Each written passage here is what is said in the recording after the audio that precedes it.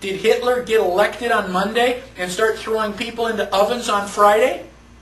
No. It was a gradual process. The first thing that Hitler did was start to write newspaper articles.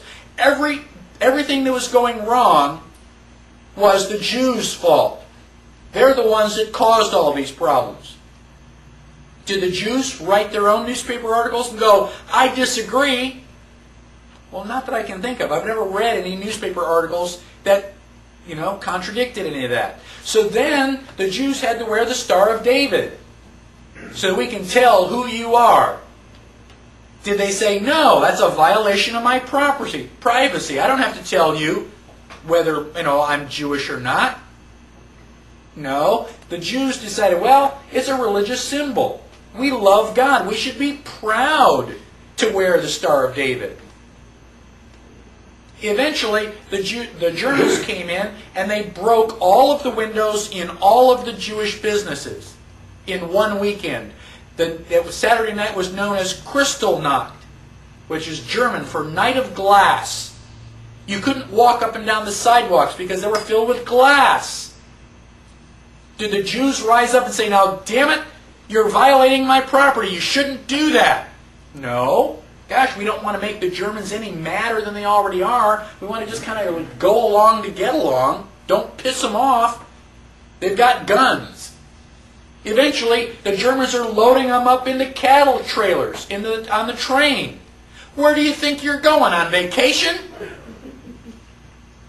Where do you think they're going to take you? Well, now you're cold and naked and they're walking you into the ovens where you're going to go to mass execution. Is it time now to raise your hand and say, I tend to disagree with all of this? Bang! You're dead. It's too late to complain. You should have complained at the beginning when you at least had a chance. My question to you, and I don't expect you to answer it, just think about it in your head. How bad do things have to get before you do something? Do they have to take away all your property? Do they have to license every activity that you want to engage in? Do they have to be throwing you on cattle cars before you start to say, now wait a minute, I don't think this is a good idea?